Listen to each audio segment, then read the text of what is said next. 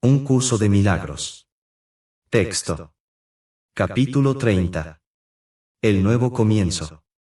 Introducción. El nuevo comienzo se convierte ahora en el foco central de nuestro programa de estudios. No hay duda con respecto a cuál es la meta, pero ahora se necesitan métodos específicos para alcanzarla. La rapidez con la que puedes hacerlo depende únicamente de esto, que estés dispuesto a poner en práctica cada paso. Cada uno de los métodos te ayudará un poco más cada vez que lo practiques, y todos conjuntamente te conducirán más allá de los sueños de juicios, hacia los sueños de perdón, liberándote así del dolor y del miedo. Ninguno de estos pasos es algo nuevo para ti, pero todavía son ideas, más que reglas por las que riges tu pensamiento, por lo tanto, necesitamos ponerlos en práctica por algún tiempo, hasta que se conviertan en las reglas por las que riges tu vida. Nuestro propósito es ahora convertirlos en hábito, de modo que estén a tu disposición en caso de necesidad. 1. Reglas para tomar decisiones. Tomar decisiones es un proceso continuo, pero no siempre te das cuenta de cuando las estás tomando, más con un poco de práctica, con aquellas decisiones de las que ya eres consciente, comienza a establecerse un patrón que te ayudará con las demás decisiones. No es conveniente que te preocupes por cada paso que tengas que dar. Si adoptas una perspectiva correcta al despertar, habrás ganado ya una gran ventaja, más si experimentas una gran resistencia y ves que tu resolución flaquea, es que todavía no estás listo. No luches contra ti mismo, piensa, más bien, en la clase de día que te gustaría tener, y dite a ti mismo que hay una manera muy fácil de que este mismo día pueda transcurrir así. Trata, entonces, una vez más, de tener la clase de día que deseas. Primera regla. Este enfoque comienza con la siguiente declaración. Hoy no tomaré ninguna decisión por mi cuenta. Esto quiere decir que estás eligiendo no ser el juez de lo que debes hacer, pero quiere decir también que no juzgarás las situaciones en las que te veas llamado a tomar una decisión, pues si las juzgas, habrás establecido las reglas que determinan cómo debes reaccionar ante ellas, y así, una respuesta diferente no haría sino causarte confusión, incertidumbre y temor. El mayor problema que tienes ahora es que todavía decides primero lo que vas a hacer, y luego decides preguntar qué es lo que debes hacer. Es posible que lo que oigas no resuelva el problema tal como lo percibiste inicialmente. Esto conduce al temor porque contradice tu percepción, de modo que te sientes atacado, y, por ende, furioso. Hay ciertas reglas mediante las cuales esto se puede evitar, pero es inevitable que ocurra al principio, mientras aún estás aprendiendo a escuchar. Segunda regla, siempre que te acuerdes de ello a lo largo del día y dispongas de un momento de calma para reflexionar, repítete a ti mismo nuevamente la clase de día que te gustaría tener, los sentimientos que deseas abrigar, las cosas que quieres que te sucedan, así como lo que quieres experimentar y di. Si no tomo ninguna decisión por mi cuenta, esa es la clase de día que se me concederá. Si practicas estos dos procedimientos debidamente, te ayudarán a dejarte guiar sin temor, pues no permitirán que primero surja la oposición para luego convertirse en un problema de por sí. Habrá ocasiones en las que ya habrás juzgado de antemano. En esos casos la respuesta suscitará un ataque, a no ser que rectifiques tu mente de inmediato para que solo desee una respuesta efectiva. Ten por seguro que eso es lo que ha sucedido si no estás dispuesto a detenerte por un momento y pedir que se te dé la respuesta, pues eso quiere decir que ya has tomado una decisión por tu cuenta y que no puedes ver cuál fue la pregunta. Necesitas ahora un rápido reconstituyente antes de volver a preguntar. Tercera regla, recuerda nuevamente la clase de día que te gustaría tener y reconoce que ha ocurrido algo que no forma parte de ello. Date cuenta, entonces, de que has hecho una pregunta por tu cuenta y de que debes haberla contestado de acuerdo con las condiciones que tú mismo has establecido. Di entonces: no tengo ninguna pregunta. Me olvidé de lo que tenía que decidir. Esto cancela las condiciones que estableciste y permite que la respuesta te muestre cuál debió haber sido la pregunta realmente. Trata de observar esta regla sin demora, a pesar de tu resistencia, pues ya estás enfadado, y tu temor de que se te vaya a dar una respuesta que no coincida con la pregunta tal como la planteaste, cobrará ímpetu y acabarás creyendo que el día que deseas es uno en el que a tus preguntas se les dan tus respuestas, y no será así, pues ello te arruinaría el día al privarte de lo que realmente deseas. Esto puede ser muy difícil de entender, una vez que has decidido por tu cuenta qué reglas te prometen un día feliz. No obstante, esa decisión todavía puede revocarse mediante métodos sencillos que puedes aceptar. Cuarta regla, si estás tan reacio a recibir, que ni siquiera puedes olvidarte de tu pregunta, puedes empezar a cambiar de parecer con lo siguiente. por lo menos puedo decidir que no me gusta como me estoy sintiendo ahora. Esto, por lo menos, es obvio, y allana el camino para el siguiente paso, que es muy sencillo. Quinta regla, una vez que has decidido que no te gusta cómo te estás sintiendo, que podría ser más fácil que continuar con. Por lo tanto, espero haber estado equivocado. Esto mitiga la sensación de resistencia y te recuerda que no se te está forzando a que aceptes ayuda, sino que es algo que deseas y necesitas, porque no te gusta cómo te estás sintiendo. Esta ínfima apertura bastará para que puedas seguir adelante y dar los pocos pasos que te faltan para dejar que se te ayude. Ahora has llegado a un punto crucial, porque te has dado cuenta de que saldrías ganando si lo que decidiste no es lo que quieres. Hasta que no llegues a este punto, creerás que tu felicidad depende de tener razón, pero por lo menos ya has alcanzado un cierto grado de sensatez, te has dado cuenta de que sería mejor para ti que estuvieses equivocado. Sexta regla, este ápice de sabiduría bastará para llevarte aún más lejos. No se te está forzando a ello, sino que simplemente esperas lograr algo que quieres, por lo tanto, puedes decir con perfecta honestidad: quiero ver esto de otra manera. Ahora has cambiado de parecer con respecto a la clase de día que deseas tener y has recordado lo que realmente quieres. Su propósito ya no está velado por la demente idea de que lo quieres para satisfacer tu empeño de tener razón, cuando en realidad estás equivocado. De este modo, el hecho de que estás dispuesto a pedir llega hasta tu conciencia, pues no puedes estar en conflicto cuando pides lo que realmente quieres y comprendes que eso es lo que estás pidiendo. Séptima regla, este último paso es solo el reconocimiento de que no te opones a recibir ayuda. Es la declaración de una mente receptiva, que, aunque todavía no está segura, está dispuesta a que se le muestre lo que necesita ver. Tal vez hay otra manera de ver esto. ¿Qué puedo perder con preguntar? Ahora puedes, por lo tanto, hacer una pregunta que tenga sentido, y, consecuentemente, la respuesta tendrá sentido también. No te opondrás a ella, pues comprenderás que es a ti a quien dicha respuesta beneficiará.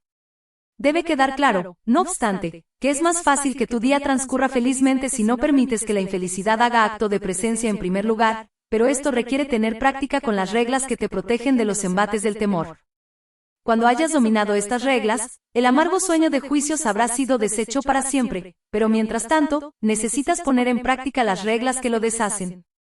Examinemos una vez más, pues, la primera de las resoluciones que aquí se ofrecen. Hemos dicho que puedes comenzar el día felizmente si decides no tomar ninguna decisión por tu cuenta. Esto, de por sí, parece ser una decisión, sin embargo, tú no puedes tomar decisiones por tu cuenta. La única cuestión es, entonces, con quién eliges tomarlas, eso es todo.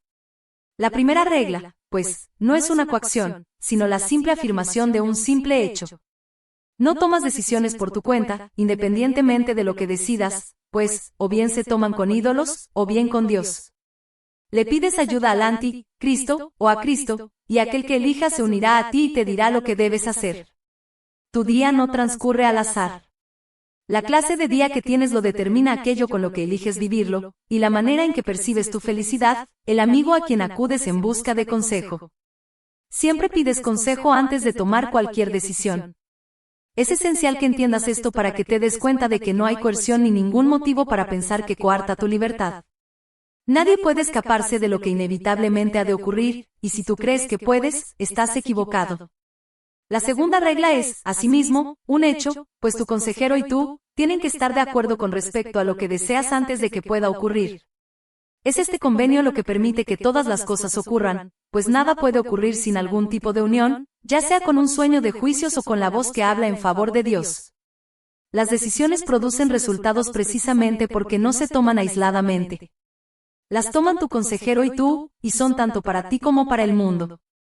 El tipo de día que deseas tener se lo ofreces al mundo, pues transcurrirá tal como lo hayas pedido, y reforzará el dominio de tu consejero en el mundo. ¿A qué reino le pertenece tu mundo hoy?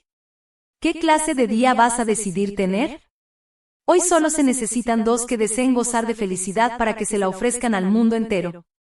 Solo se necesitan dos que comprendan que no pueden tomar decisiones por su cuenta, para garantizar que el júbilo que pidieron sea plenamente compartido por todos, pues han entendido la ley básica que les otorga poder a todas las decisiones y les confiere todos los efectos que puedan tener jamás.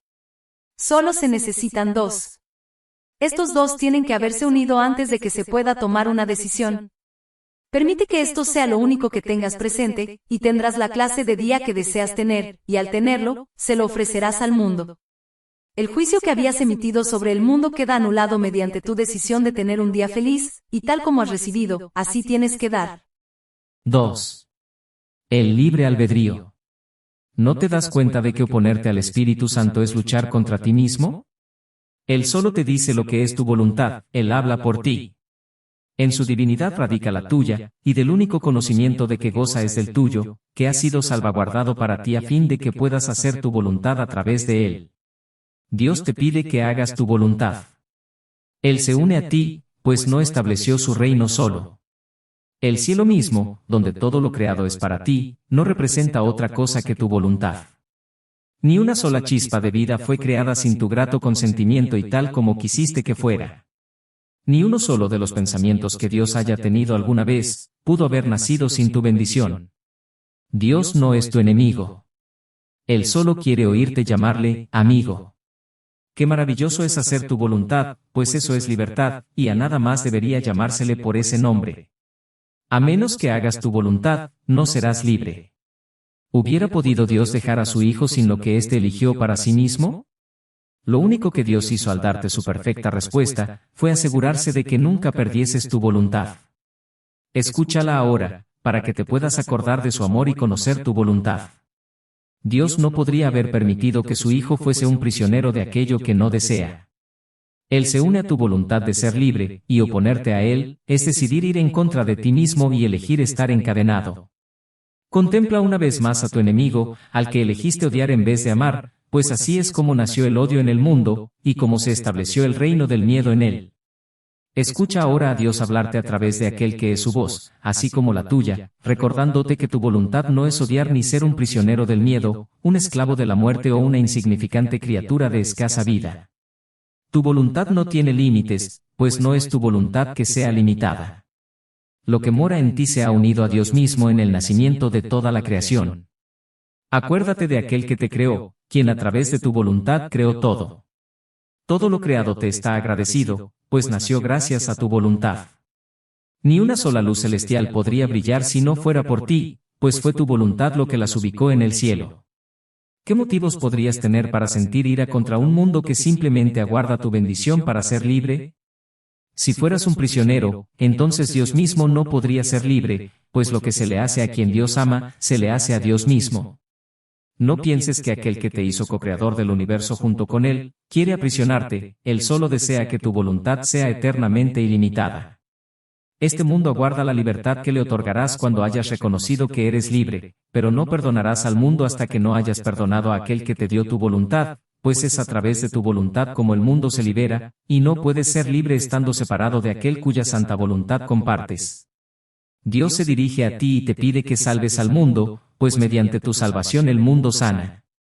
Todo el que camina sobre la faz de la tierra depende de tu decisión para aprender que la muerte no tiene ningún poder sobre él, toda vez que comparte tu libertad y voluntad.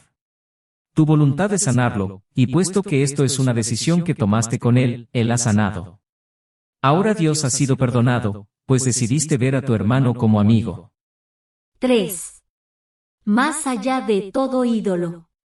Los ídolos son algo muy concreto, mas tu voluntad es universal, puesto que es ilimitada, y así, no tiene forma ni su contenido se puede expresar en función de la forma. Los ídolos son límites, representan la creencia de que hay ciertas formas que pueden brindar felicidad y de que limitando se consigue todo. Es como si dijeras: no tengo necesidad de todo, lo único que quiero es este trocito que para mí será como si fuera todo. Esto no puede sino dejarte insatisfecho porque tu voluntad es que todo sea tuyo. Decídete en favor de los ídolos y estarás buscando perder. Decídete por la verdad y todo será tuyo. No es la forma, en sí, lo que andas buscando. ¿Qué forma puede ser un sustituto del amor de Dios, el Padre? ¿Qué forma puede ocupar el lugar de todo el amor que reside en la divinidad de Dios, el Hijo? ¿Qué ídolo puede dividir en dos lo que es eternamente uno? ¿Y se podría acaso limitar lo que es ilimitado? No deseas ningún ídolo, pues esa no es tu voluntad. Ningún ídolo puede concederte el regalo que buscas.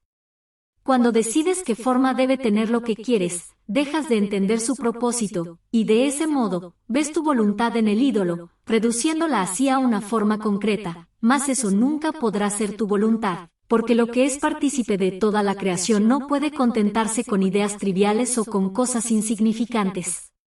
Tras la búsqueda de todo ídolo yace el anhelo de compleción. Lo pleno no tiene forma porque es ilimitado.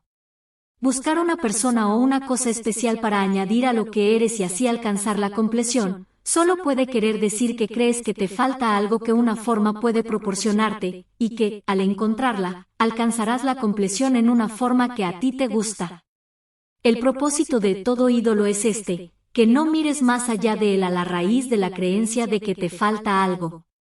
Esto solo podría ser cierto si hubieses pecado, pues el pecado es la idea de que te encuentras solo y aparte de lo que es pleno.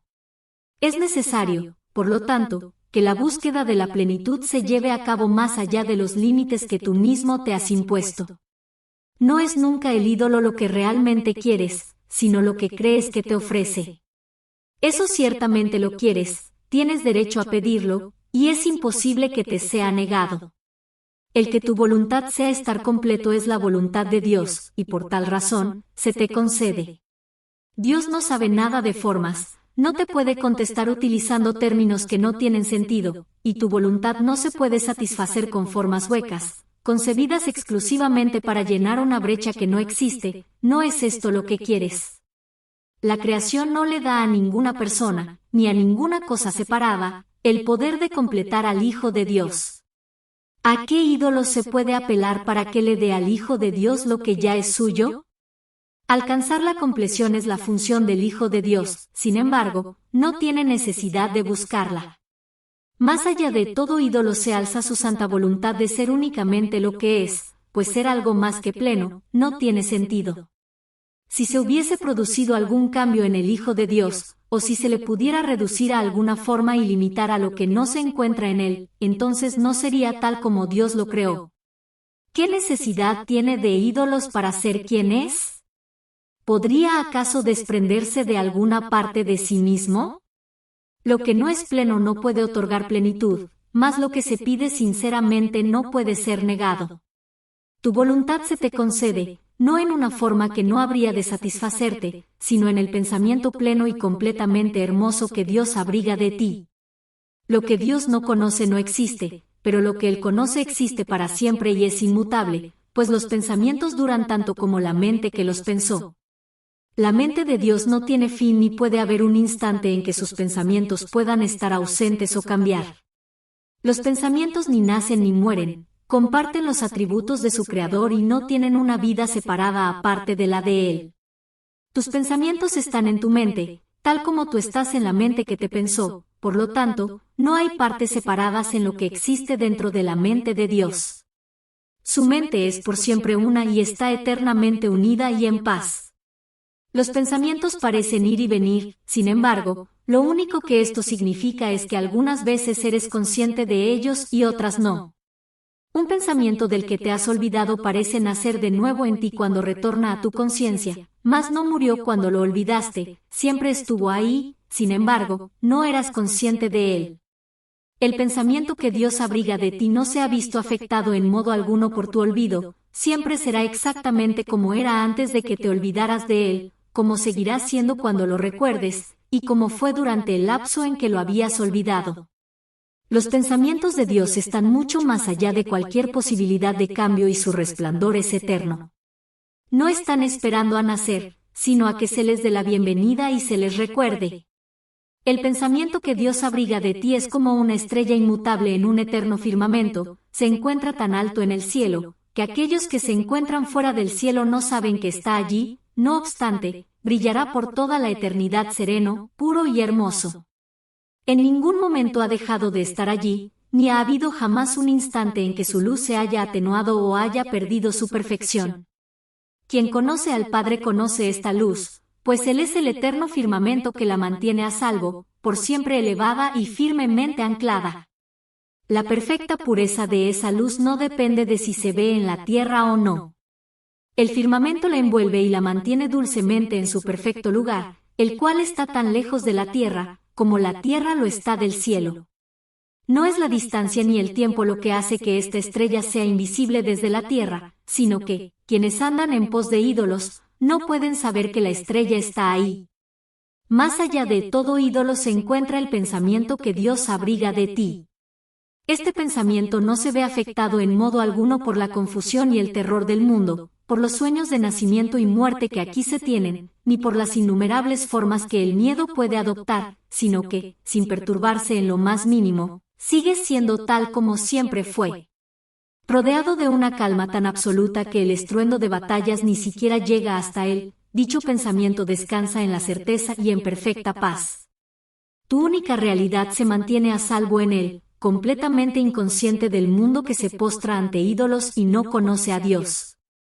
El pensamiento que Dios abriga de ti, completamente seguro de su inmutabilidad y de que descansa en su eterno hogar, nunca ha abandonado la mente de su Creador, al que conoce tal como su Creador sabe que dicho pensamiento se encuentra en su propia mente. ¿Dónde podría existir el pensamiento que Dios abriga de ti, sino dónde te encuentras? ¿Podría acaso tu realidad ser algo aparte de ti y encontrarse en un mundo que te es completamente desconocido? Fuera de ti no hay eterno firmamento ni estrella inmutable ni realidad alguna. La mente del Hijo del cielo, en el cielo está, pues ahí, la mente del Padre y la del Hijo se unieron en la creación, la cual no tiene fin. Tú no tienes dos realidades, sino una sola, y no puedes ser consciente más que de una. Tu realidad es, o bien un ídolo, o bien el pensamiento que Dios abriga de ti. No olvides, por lo tanto, que los ídolos tienen que mantener oculto lo que eres, no de la mente de Dios, sino de la tuya. La estrella sigue brillando y el firmamento jamás ha cambiado, pero tú, el Santo Hijo de Dios, no eres consciente de tu realidad. 4. La verdad que yace tras las ilusiones. Atacarás lo que no te satisfaga, y así, no te darás cuenta de que fuiste tú mismo quien lo inventó. Tu batalla es siempre con las ilusiones, pues la verdad que yace tras ellas es tan hermosa y tan serena en su amorosa dulzura, que si fueras consciente de ella te olvidarías por completo de tus defensas y te apresurarías a echarte en sus brazos. La verdad jamás puede ser atacada. ¿Sabías esto cuando inventaste los ídolos? Los concebiste precisamente para olvidarte de este hecho. Lo único que atacas son las ideas falsas, nunca las verdaderas. Los ídolos son todas las ideas que concebiste para llenar la brecha que crees se formó entre lo que es verdad y tú. Atacas esas ideas por lo que crees que representan, pero lo que yace tras ellas no puede ser atacado. Los dioses que inventaste, opresores e incapaces de satisfacerte, son como juguetes infantiles descomunales. Un niño se asusta cuando una cabeza de madera salta de una caja de resorte al abrirse repentinamente, o cuando un oso de felpa, suave y silencioso, emite sonidos cuando lo aprieta. Las reglas que había establecido para las cajas de resorte y para los osos de felpa, le han fallado y le han hecho perder el, entre comillas, control de lo que le rodea. Ahora tiene miedo, pues pensó que las reglas lo protegían. Ahora tiene que aprender que las cajas y los osos no lo engañaron ni violaron ninguna regla, y que lo ocurrido no quiere decir que su mundo se haya vuelto caótico y peligroso. Es él quien estaba equivocado. No sabía qué era lo que lo mantenía a salvo y pensó que lo había abandonado. La inexistente brecha se encuentra repleta de juguetes de innumerables formas. Cada uno parece violar las reglas que estableciste para él, sin embargo, ninguno de ellos fue jamás lo que tú pensabas que era, y así, no pueden sino dar la impresión de que violan las reglas de seguridad que estableciste, toda vez que éstas son falsas.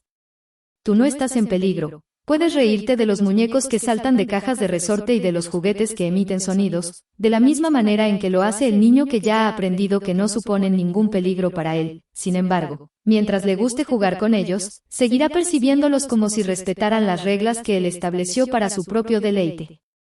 Por lo tanto, todavía habrá reglas que dichos juguetes parecerán violar, y, consecuentemente, se asustará, más, ¿está realmente a merced de sus juguetes? Y, ¿pueden estos realmente suponer una amenaza para él? La realidad obedece las leyes de Dios, no las reglas que tú estableces. Son las leyes de Dios las que garantizan tu seguridad. Las ilusiones que creas con respecto a ti mismo no obedecen ninguna ley, parecen danzar por un rato al compás de las leyes que promulgaste para ellas, mas luego se desploman para no levantarse más. No son más que juguetes, hijo mío, de modo que no lamentes su pérdida. Su danza jamás te brindó felicidad alguna, pero tampoco eran cosas que pudieran asustarte o mantenerte a salvo si respetaban tus reglas. Las ilusiones no deben, ni apreciarse, ni atacarse, sino que simplemente se deben considerar como juguetes infantiles, sin ningún significado intrínseco. Ve significado en una sola de ellas y lo verás en todas. No veas significado en ninguna, y no podrán afectarte en absoluto. Las apariencias engañan precisamente porque son apariencias y no la realidad. No les prestes atención, sea cual sea la forma que adopten. Lo único que hacen es distorsionar la realidad y producir temor, debido a que ocultan la verdad. No ataques lo que tú mismo hiciste a fin de ser engañado, pues eso demostraría que has sido engañado. El ataque tiene el poder de hacer que las ilusiones parezcan reales, mas en realidad no hace nada. ¿Quién podría tener miedo de un poder que no tiene efectos reales? ¿Qué podría ser dicho poder sino una ilusión que hace que las cosas parezcan ser como él mismo? Observa calmadamente sus juguetes y comprende que no son más que ídolos que no hacen sino danzar al compás de vanos deseos. No los veneres, pues no existen. Cuando atacas, no obstante, te olvidas de esto. El Hijo de Dios no necesita defenderse de sus sueños. Sus ídolos no suponen ninguna amenaza para él. El único error que comete es creer que son reales, mas, ¿hay algo que las ilusiones puedan lograr? Lo único que las apariencias pueden hacer, es engañar a la mente que desea ser engañada, pero tú puedes tomar una decisión muy simple que te situará por siempre más allá del engaño. No te preocupes por cómo se va a lograr esto, pues eso no es algo que puedas entender, pero sí verás los grandes cambios que se producirán de inmediato una vez que hayas tomado esta simple decisión, que no deseas lo que crees que un ídolo te puede dar. Así es como el Hijo de Dios declara que se ha liberado de todos los ídolos, y, por lo tanto, es libre. Qué paradójica es la salvación. ¿Qué otra cosa podría ser, sino un sueño feliz? Lo único que te pide es que perdones todas las cosas que nadie jamás hizo nunca, que pases por alto lo que no existe, y que no veas lo ilusorio como si fuera real. Se te pide únicamente que permitas que se haga tu voluntad y que dejes de buscar las cosas que ya no deseas. Se te pide, también, que permitas que se te libere de los sueños de lo que nunca fuiste, y que desistas de tu empeño de querer sustituir la voluntad de Dios por la fuerza de los deseos vanos. Llegado a este punto el sueño de separación empieza a desvanecerse y a desaparecer, pues aquí, la brecha inexistente comienza a percibirse libre de los juguetes de terror que tú inventaste. Esto es lo único que se te pide. Alégrate, en verdad, de que la salvación no pida mucho, sino de que pida tan poco. En realidad no pide nada, y aun en las ilusiones, solo pide que el perdón sea el sustituto del miedo. Esa es la única regla para tener sueños felices. La brecha se vacía de todos los juguetes de temor, poniéndose así de manifiesto su irrealidad. Los sueños no sirven para nada y el Hijo de Dios ya no tiene necesidad de ellos. No le ofrecen ni una sola cosa que él pudiera alguna vez desear. El Hijo de Dios se libera de las ilusiones por su propia voluntad, y simplemente es restaurado a lo que es. ¿Qué podría ser el plan de Dios para su salvación sino un medio para darse a sí mismo su Hijo? 5. El único propósito. El mundo real es el estado mental en el que el único propósito para el mundo es el perdón. El miedo ha dejado de ser el objetivo, pues escapar de la culpa se ha convertido ahora en la meta. Se reconoce el valor del perdón, que pasa a ocupar el lugar de los ídolos, los cuales dejan de perseguirse porque ya no se les atribuye ningún valor a sus, entre comillas, regalos. No se establecen reglas fútiles ni se le exige a nada ni a nadie que cambie y se amolde al sueño de miedo. Por el contrario, hay un deseo de querer comprender todas las cosas creadas tal como realmente son, y se reconoce que todas las cosas tienen que ser primero perdonadas y luego comprendidas. En este mundo se piensa que el entendimiento se consigue mediante el ataque. En el mundo real es evidente que, atacando, es como se pierde, y se reconoce claramente la insensatez de tener como objetivo a la culpabilidad.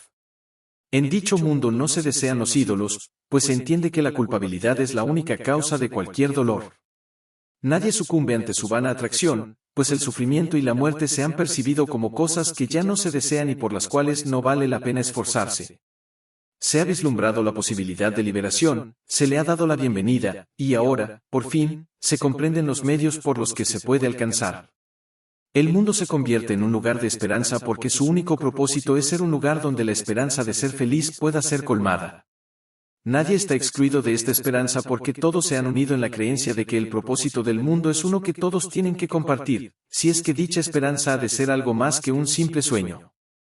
Aún no se recuerda el cielo totalmente, pues el propósito del perdón todavía necesita alcanzarse, sin embargo, todo el mundo está seguro de que irá más allá del perdón y de que solo seguirá aquí hasta que éste se consuma perfectamente en él, ese es su único deseo. Todo temor ha desaparecido porque él está unido a sí mismo en su propósito. Su esperanza de felicidad es tan segura y constante, que apenas puede seguir esperando aquí por más tiempo con los pies todavía tocando la tierra. Aún así, se siente feliz de poder esperar hasta que todas las manos se hayan unido y todos los corazones estén listos para elevarse e ir con él, pues así es como se prepara para dar el paso con el que se trasciende el perdón. El paso final lo da Dios porque únicamente Él pudo crear un Hijo perfecto y compartir su paternidad con Él. Nadie que no se encuentre en el cielo puede entender esto, pues entenderlo es, en sí, el cielo. Incluso el mundo real tiene un propósito que se encuentra por debajo de la creación y la eternidad, pero el miedo ha desaparecido de él porque su propósito es el perdón, no la idolatría, y así, el Hijo del cielo está listo para ser quien es, y para recordar que el Hijo de Dios sabe todo lo que su Padre entiende, y que lo entiende perfectamente junto con él. El mundo real ni siquiera se aproxima a eso, pues ese es el propósito de Dios y solo de Dios, si bien se comparte totalmente y se logra perfectamente. El mundo real es un estado en el que la mente ha aprendido cuán fácilmente desaparecen los ídolos, que, aunque todavía se perciben, ya no se desean más. Cuán fácilmente los puede abandonar la mente que ha comprendido que no son nada, que no están en ninguna parte y que no tienen ningún propósito. Solo entonces se puede entender que el pecado y la culpabilidad no tienen propósito alguno y que no significan nada. De esta manera es como el propósito del mundo real se lleva dulcemente hasta tu conciencia para que reemplace al objetivo de pecado y culpabilidad. El perdón purifica felizmente todo lo que se interponía entre tu imagen de ti mismo y lo que realmente eres. Sin embargo, Dios no necesita crear a su Hijo nuevamente para que a éste se le restituya lo que es suyo.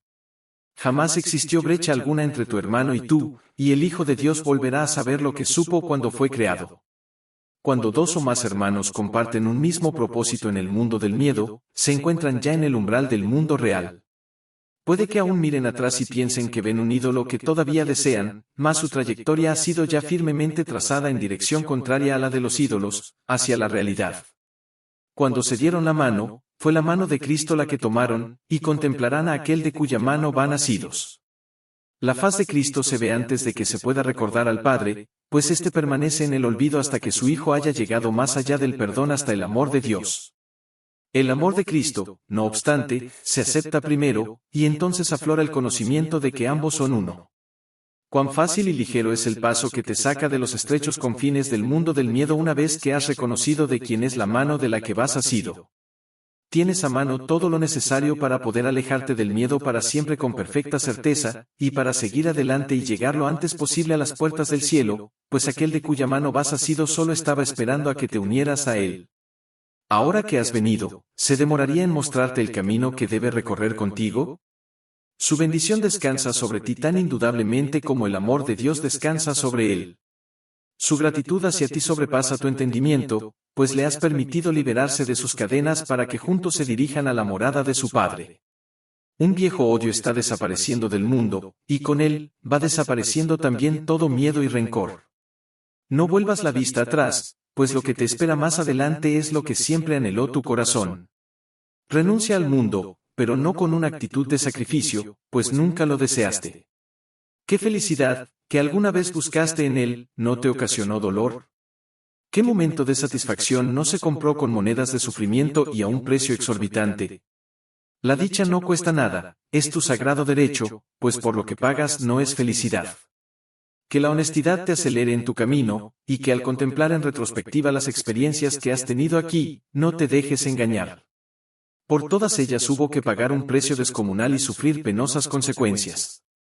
No mires atrás, excepto con honestidad, y cuando un ídolo te tiente, piensa en lo siguiente: jamás te dio un ídolo cosa alguna, excepto el, entre comillas, regalo, de la culpabilidad. Cada cosa que te dio se compró con la moneda del dolor, y nunca fuiste únicamente tú quien pagó por ella.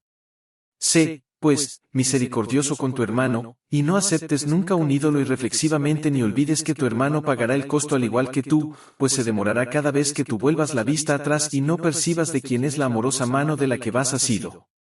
Mira, pues, solo hacia adelante, y camina lleno de confianza con el corazón latiendo felizmente con esperanza, y no palpitando con temor. La voluntad de Dios reside para siempre en aquellos cuyas manos están unidas. Hasta que se unieron, pensaban que él era su enemigo, mas cuando se unieron y compartieron un mismo propósito, les fue posible entender que su voluntad es una. Así, la voluntad de Dios no puede sino llegar hasta sus conciencias, y no van a poder seguir olvidándose por mucho más tiempo de que no es sino la suya propia. 6.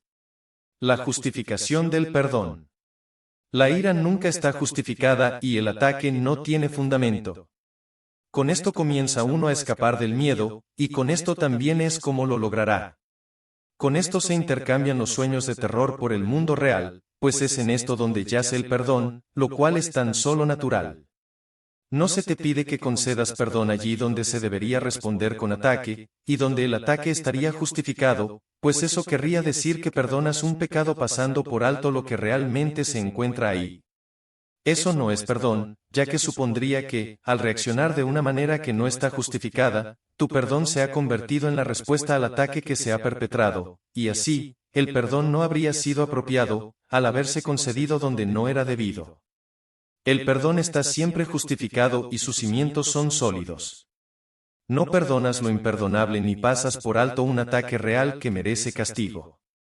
La salvación no reside en que a uno le pidan responder de una manera antinatural, que no concuerda con lo que es real. En lugar de ello, la salvación solo te pide que respondas adecuadamente a lo que no es real, no percibiendo lo que no ha ocurrido. Si el perdón no estuviera justificado, se te estaría pidiendo que sacrificaras tus derechos cuando devuelves perdón por ataque. Se te pide simplemente que consideres el perdón como la respuesta natural ante cualquier aflicción basada en un error que, por ende, no es más que una petición de ayuda. El perdón es la única respuesta cuerda, pues impide que tus derechos sean sacrificados. Ese entendimiento es el único cambio que le permite al mundo real alzarse para ocupar el lugar de los sueños de terror. El miedo no puede surgir, a menos que se justifique el ataque, y si éste tuviera una base real, el perdón no tendría base alguna. El mundo real se alcanza cuando percibes que, aquello en lo que el perdón se basa, es completamente real y está plenamente justificado. Mientras creas que el perdón es un regalo inmerecido, no podrás sino reforzar la culpa que quieres, entre comillas, perdonar. El perdón que no está justificado es un ataque, y eso es todo lo que el mundo puede jamás ofrecer. Puede que algunas veces perdone a los, entre comillas, pecadores, pero sigue siendo consciente de que han pecado, de modo que no se merecen el perdón que les concede. Este es el falso perdón del que el mundo se vale para mantener viva la sensación de pecado, y puesto que se considera que Dios es justo, parece imposible que su perdón pueda ser verdadero. De este modo, el temor a Dios es el resultado inevitable de considerar que el perdón es algo inmerecido. Nadie que se considere a sí mismo culpable puede evitar sentir temor a Dios, pero se salva de este dilema si perdona. La mente tiene que considerar al Creador tal como se considera a sí misma. Si puedes ver que tu hermano es digno de perdón, es que has aprendido que tú tienes el mismo derecho a ser perdonado que él. No pensarías que Dios tiene destinado para ti un juicio temible que tu hermano no se merece, pues la verdad es que tú no mereces ni más ni menos que él. Todo perdón que se considera merecido, sana, pues le otorga al milagro la fuerza para pasar por alto las ilusiones. Así es como aprendes que tú también tienes que haber sido perdonado. No hay ninguna apariencia que no pueda pasarse por alto, pues, si la hubiera, sería necesario que primero hubiese algún pecado que estuviera más allá del alcance del perdón. Tendría que haber algún error que fuera más que una simple equivocación, un tipo especial de error que fuese inmutable y eterno, y que estuviera más allá de cualquier posibilidad de corrección o escape. tendría que haber un error capaz de deshacer la creación, y de construir un mundo que pudiera reemplazarla y destruir la voluntad de Dios. Solo si esto fuera posible podría haber algunas apariencias capaces de ser inmunes al milagro y de no ser sanadas por él. No hay prueba más contundente de que lo que deseas es la idolatría, que la creencia de que hay algunas clases de enfermedad y de desdicha que el perdón no puede sanar. Esto quiere decir que prefieres conservar algunos ídolos y que todavía no estás completamente listo para abandonarlos todos. Así, piensas que algunas apariencias son reales y que no son apariencias en absoluto. No te dejes engañar con respecto al significado de la creencia fija según la cual algunas apariencias son más difíciles de pasar por alto que otras, pues eso siempre significa que crees que el perdón tiene límites, y te habrás fijado una meta en la que el perdón es parcial y en la que puedes liberarte de la culpa solo en parte. ¿Qué otra cosa puede significar esto, sino que el perdón que te concedes a ti mismo, así como a todos los que parecen estar separados de ti, es falso? Tiene que ser verdad que, o bien el milagro cura toda clase de enfermedad, o bien no cura en absoluto. Su propósito no puede ser juzgar qué formas son reales ni qué apariencias verdaderas. Si se tuviera que excluir una sola apariencia de la curación, habría una ilusión que formaría parte de la verdad, y no podrías escapar totalmente de la culpa, sino solo en parte. Tienes que perdonar al Hijo de Dios completamente, pues, de lo contrario, conservarás una imagen de ti mismo fragmentada, y seguirás temiendo mirar en tu interior y encontrar allí tu liberación de todos los ídolos. La salvación descansa en la fe de que es imposible que haya algunas clases de culpa que tú no puedas perdonar, por lo tanto, no hay ninguna apariencia que hubiese podido ocupar el lugar de la verdad con respecto al Hijo de Dios. Contempla a tu hermano con el deseo de verlo tal como es, y no excluyas ninguna parte de él de tu deseo de que se cure. Curar es hacer íntegro, y a lo que es íntegro no le pueden faltar partes que se hayan dejado fuera. El perdón consiste en reconocer esto y en alegrarnos de que no haya ninguna forma de enfermedad que el milagro no tenga el poder de curar. El Hijo de Dios es perfecto, ya que de otro modo no podría ser el Hijo de Dios. No lo podrás conocer mientras creas que no merece librarse de todas las consecuencias y manifestaciones de la culpa. De la única forma que debes pensar acerca de él, si quieres conocer la verdad acerca de ti mismo, es así. Te doy gracias, Padre, por tu perfecto Hijo, pues en su gloria veré la mía propia. He aquí la jubilosa afirmación de que no hay ninguna forma de mal que pueda prevalecer sobre la voluntad de Dios, el feliz reconocimiento de que la culpa no ha triunfado porque tú hayas deseado que las ilusiones fuesen reales. ¿Y qué es esto sino una simple afirmación de la verdad? Contempla a tu hermano con esta esperanza en ti, y comprenderás que él no pudo haber cometido un error que hubiese podido cambiar la verdad acerca de él. No es difícil pasar por alto errores a los que no se les ha atribuido efectos, mas no perdonarás aquello que consideres que tiene el poder de hacer del Hijo de Dios un ídolo, pues, en ese caso, él se habrá convertido, para ti, en una imagen sepulcral y en un signo de muerte. ¿Podría ser eso tu Salvador? ¿Podría acaso el Padre estar equivocado con respecto a su Hijo? ¿No será más bien que te has engañado a ti mismo con respecto a aquel que se te dio para que lo curases, a fin de que tú te pudieras salvar y liberar? 7. La nueva interpretación. ¿Cómo iba a haber dejado Dios que el significado del mundo estuviera sujeto a tu interpretación? Si hubiera hecho eso, el mundo no tendría significado, pues es imposible que el significado de algo cambie constantemente, y que, aún así, sea verdad. El Espíritu Santo ve en el mundo un solo propósito, el cual es eternamente inmutable. Ninguna situación puede alterar este objetivo, sino que tiene que estar de acuerdo con él, pues solo si el objetivo del mundo pudiera cambiar con cada situación, podría cada una de ellas estar sujeta a diferentes interpretaciones cada vez que se pensase en ella. Añades nuevos elementos al guión que escribes para cada minuto del día, y así, todo lo que sucede ahora tiene otro significado. Elimina algún elemento y el significado cambiará consecuentemente. ¿Qué reflejan tus guiones sino tus planes acerca de cómo debería transcurrir el día? Así determinas lo que es un desastre o un triunfo, un avance o un retroceso, una ganancia o una pérdida. Estos juicios se hacen en conformidad con los papeles que el guión asigna. El hecho de que, de por sí, no significan nada, queda demostrado por la facilidad con que estas designaciones cambian a la luz de otros juicios que se hacen acerca de diferentes aspectos de la experiencia, y luego, visto en retrospectiva, crees ver otro significado en conexión con lo que ocurrió previamente.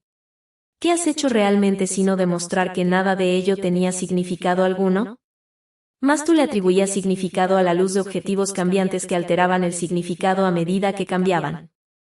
Solamente un propósito firme puede otorgarle a cualquier acontecimiento un significado estable, pero tiene que otorgarles a todos el mismo significado. Si a cada acontecimiento se le otorga un significado diferente, quiere decir que cada uno de ellos tiene un propósito diferente, y ese sería todo el significado que tendrían. ¿Qué clase de significado sería ese? ¿Cómo puede ser que el significado de la palabra significado sea confusión? La percepción no puede estar fluctuando constantemente y al mismo tiempo tener un significado estable en alguna parte. El miedo es un juicio que nunca está justificado. Su presencia no significa nada, excepto que sirve para mostrarte que escribiste un guión tenebroso y que, como resultado, tienes miedo, pero no porque eso que temes tenga de por sí un significado temible. Abrigar un propósito común es el único medio por el que la percepción puede estabilizarse y por el que se le puede dar una sola interpretación al mundo y a todas las experiencias que se tienen en él. En ese propósito común, todo el mundo y todas las cosas que ves comparten el mismo juicio. Ahora no tienes por qué juzgar, pues has aprendido que a todo se le ha dado el mismo significado y te alegras de poder verlo por todas partes. Dicho significado no puede cambiar porque tu deseo es percibirlo en todas partes, inalterado por las circunstancias, por lo tanto, se lo otorgas a todos los acontecimientos y dejas que ellos te ofrezcan estabilidad a ti. Librarte de juzgar radica simplemente en esto: todas las cosas tienen el mismo propósito, el cual tú compartes con todo el mundo. No hay nada en el mundo que pueda oponerse a ese propósito, pues es el propósito de todas las cosas y también el tuyo. Tener un mismo propósito pone fin a todas las ideas de sacrificio, las cuales no pueden sino atribuir un propósito para quien gana y otro para quien pierde. Sin esta idea no podría haber pensamientos de sacrificio. Es esta idea de que puede haber diferentes objetivos lo que hace que la percepción oscile y el significado cambie. Con un objetivo unificado, esto se vuelve imposible, pues tu conformidad hace que la interpretación sea estable y duradera. ¿Cómo se iba a poder entablar comunicación mientras los símbolos que se usan tengan diferentes significados? El objetivo del Espíritu Santo ofrece una sola interpretación, la cual tiene significado para ti y para tu hermano, y así, te puedes comunicar con él y él contigo. Cuando se usan símbolos que ambos pueden comprender, se deja de sacrificar el significado. Todo sacrificio supone la pérdida de tu capacidad de ver la conexión que hay entre todos los acontecimientos, pues si se observan por separado no tienen ningún significado, ya que les falta la luz bajo la cual se pueden ver y comprender. Así, carecen de propósito, y no se puede entender cuál es su finalidad. Ningún pensamiento de pérdida significa nada, pues nadie está de acuerdo contigo con respecto a su significado. Es parte de un guión disparatado que no puede ser interpretado de manera que tenga sentido, siempre será ininteligible. Esto no es comunicación. Tus sombríos sueños no son más que los absurdos guiones que escribes por tu cuenta mientras duermes. No trates de encontrar significado en sueños de separación. Solo los sueños de perdón se pueden compartir, pues significan lo mismo para ti que para tu hermano. No hagas interpretaciones desde una perspectiva de soledad, pues lo que verás no tendrá ningún significado y lo que representa cambiará. Creerás que el mundo es un lugar incierto, por el que caminas en peligro, lleno de incertidumbre. Son únicamente tus interpretaciones las que carecen de estabilidad, pues no están en armonía con lo que realmente eres. Es este un estado, tan peligroso en apariencia, que es imposible que no surja el temor. Hermano mío, no sigas por ese camino, tenemos un solo intérprete. A través del uso que él hace de los símbolos, nos unimos, y, de esta forma, todos ellos tienen el mismo significado para todos nosotros. Nuestro idioma común nos permite hablar con todos nuestros hermanos, y entender con ellos que el perdón se nos ha otorgado a todos, y, por ende, podemos comunicarnos otra vez. 8. La realidad inmutable.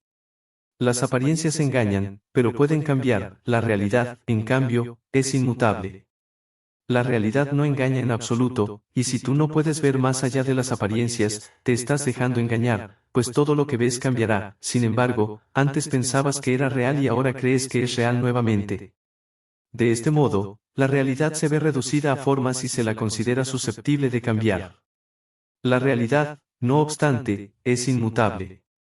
Esto es lo que hace que sea real y lo que la distingue de todas las apariencias. Tiene que estar más allá de toda forma para poder ser ella misma, no puede cambiar. El milagro es un medio para demostrar que todas las apariencias pueden cambiar, precisamente porque son apariencias y porque carecen del atributo de inmutabilidad que la realidad entraña. El milagro da fe de que te puedes salvar de las apariencias, al demostrar que éstas pueden cambiar. En tu hermano reside una inmutabilidad que está más allá de cualquier apariencia o engaño, más se ve nublada por tus cambiantes ideas acerca de él, que tú percibes como su realidad. Lo que constituiría un sueño feliz con respecto a él, adopta la forma de una apariencia en la que goza de perfecta salud, se encuentra completamente inmune a cualquier clase de carencia, y está perfectamente a salvo de cualquier clase de desastre. El milagro es la prueba de que no está limitado por ninguna clase de pérdida o sufrimiento, ya que todo ello puede cambiar muy fácilmente. Esto demuestra que nunca fueron reales y que no pudieron haber surgido de su realidad, pues ésta es inmutable y no hay nada en el cielo o en la tierra que pueda jamás alterar sus efectos. Es evidente, en cambio, que las apariencias son irreales, precisamente porque pueden cambiar. ¿Qué es la tentación sino el deseo de hacer que las ilusiones sean reales? No parece ser el deseo de hacer que lo que es real no lo sea, sin embargo, es la afirmación de que algunas clases de ídolos ejercen una poderosa atracción que los hace más difíciles de resistir que aquellos que tú preferirías que no fueran reales. Toda tentación, por lo tanto, no es más que esto, una plegaria para que el milagro no ejerza influencia sobre algunos sueños, y para que, en vez de ello, mantenga su irrealidad oculta y les otorgue realidad. El cielo no responde a tal oración y tampoco se te puede conceder un milagro para sanar las apariencias que no te gustan. Has establecido límites y lo que pides se te concede, pero no por el Dios que no conoce límites, ya que solo tú te has limitado a ti mismo. La realidad es inmutable. Los milagros no hacen sino demostrar que lo que tú has interpuesto entre la realidad y tu conciencia es ilusorio, y que no es en modo alguno una interferencia. El costo de la creencia de que algunas apariencias están más allá de cualquier esperanza de cambio, es que el milagro no se obra a través de ti de manera consistente, pues has pedido que no tenga el poder de sanar todos los sueños. No hay milagro que no se te pueda conceder si realmente deseas la curación, pero no se te puede conceder ninguno, a menos que la desees. Elige lo que quieres sanar, y a aquel que otorga todos los milagros se le niega la libertad de concederle sus dones al Hijo de Dios. Cuando el Hijo de Dios cae en la tentación, niega la realidad, y de este modo, se convierte voluntariamente en esclavo de lo que eligió a cambio. Precisamente porque la realidad es inmutable, existe en ella un milagro que sana todas las cosas cambiantes y te las ofrece para que las veas de una forma que te brinda felicidad y que está libre de temor. Se te concederá poder ver a tu hermano de esta forma, pero no mientras quieras que sea de otra manera con respecto a ciertas cosas, pues eso solo significaría que no lo quieres ver curado e íntegro. El Cristo en él es perfecto. ¿Es esto lo que quieres contemplar? No dejes, entonces, que haya sueños acerca del que tú prefieras ver en lugar del Cristo en él. Verás al Cristo en él porque permitiste que él viniera a ti, y cuando se te haya aparecido, tendrás la certeza de que eres como él, pues él es lo inmutable en tu hermano y en ti. Eso es lo que contemplarás cuando decidas que no hay ninguna apariencia que prefieras conservar, en lugar de lo que tu hermano realmente es. No dejes que la tentación de preferir un sueño permita que la incertidumbre se presente ahí.